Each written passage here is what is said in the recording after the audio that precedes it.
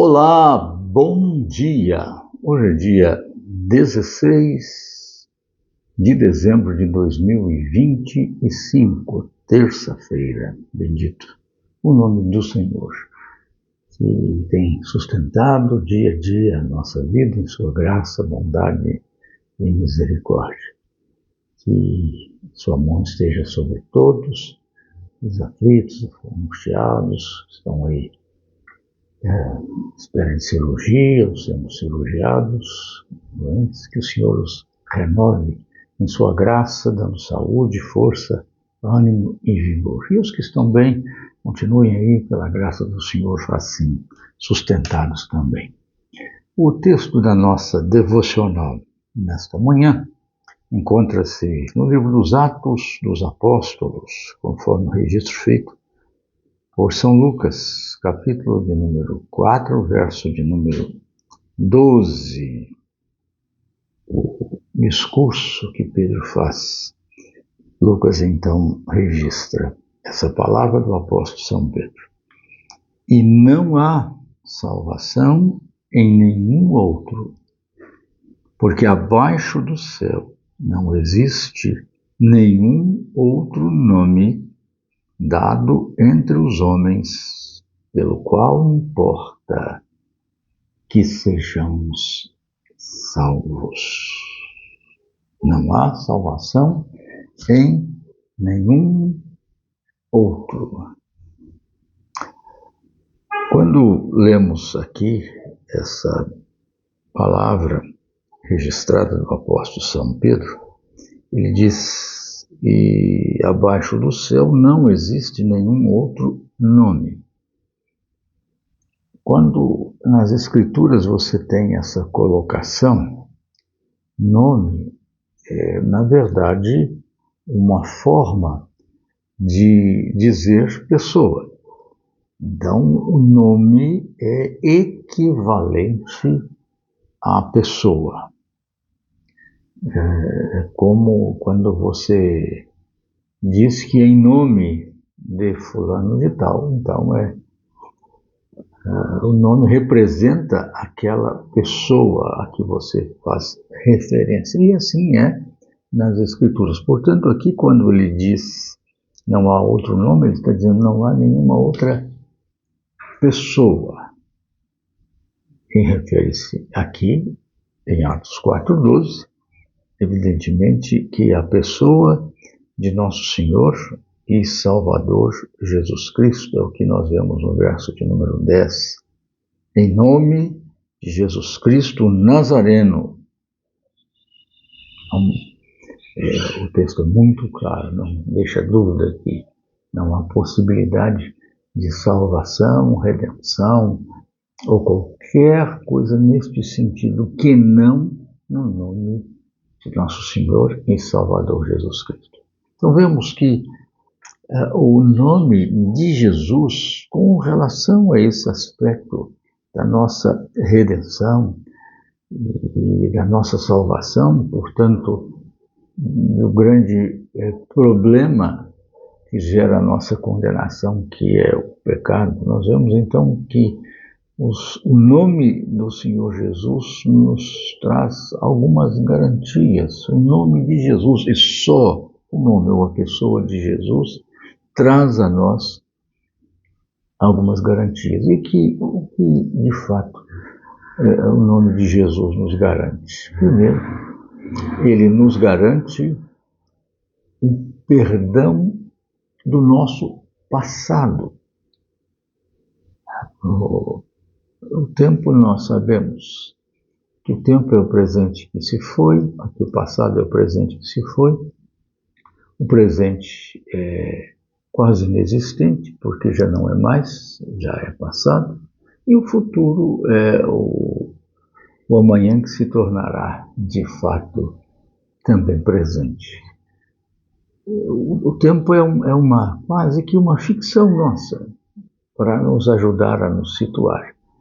Mas essa situação que nós criamos em relação ao tempo, muitas vezes gera dificuldades a nós ficamos presos no tempo passado, ficamos angustiados pelo tempo que está por vir, e aí temos dificuldade de vivenciar adequadamente o tempo que temos agora. Quando lemos essa passagem, que em nenhum outro nome, né, existe salvação, ele está se referindo, claro, aos nossos pecados que geram a condenação eterna. Então Jesus nos garante seguramente o perdão do nosso passado. Muitas vezes, quando a pessoa tem uma vida pregressa, bastante tumultuada ou não, mas tem consciência de que cometeu pecados contra o Senhor e tal, e ocorre a experiência de redenção, de salvação, um encontro pessoal com Deus, como foi com o apóstolo São Paulo, há uma consciência muito grande das suas iniquidades, das suas transgressões, do seu pecado, da sua condição de pecador. E então você tem a bênção e a alegria, a consciência de que os seus pecados foram perdoados. Isso envolve, evidentemente, o passado. E aqueles que ainda dirão, diz a Escritura, que Ele nos perdoa de todo o pecado. Ele fez isso uma vez para sempre, antes da fundação do mundo, derramando o seu sangue para a nossa redenção. Mas o problema é que nós temos grande dificuldade, muitas vezes, de perdoar o nosso passado, de nos apropriar do perdão do nosso passado. E é isso que nós lemos nas Escrituras, que é algo extraordinariamente belo, quando quando o Senhor fala no livro de Miqueias, quando ele fala que o Senhor, de fato, verso 19 do capítulo 7, Ele, o Senhor, tornará a ter compaixão de nós, pisará aos pés as nossas iniquidades, lançará todos os nossos pecados nas profundezas do mar. Fossa de 11 quilômetros, inalcançada até hoje. Lá estão os nossos pecados. Uma figura de linguagem, claro. Que coisa sublime. E tem uma plaquinha, né? Proíbo a pesca. Então, Ele perdoa o nosso passado. Nós é que temos, às vezes, dificuldade de fazer isso com o nosso passado. Ele nos atormenta, Ele nos assombra, Ele nos angustia, nos aflige. Nós temos que entender que Deus não nos cobra o nosso passado, ainda que algumas consequências tragam essa cobrança, né? O profeta Isaías diz o seguinte, capítulo 43, verso 25 do seu livro de profecias, ele diz: diz o Senhor, eu mesmo sou o que apago as tuas transgressões por amor de mim, e dos teus pecados não me lembro. Louvado seja Deus, porque Ele não traz novamente à luz o nosso pecado para lançá-lo em rosto nosso, para nos cobrar dele. Graças a Deus, porque o nome de Jesus nos garante o perdão do nosso passado.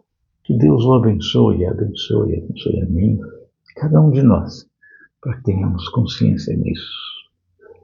E que as coisas do passado foram apagadas. Apagadas nesse sentido.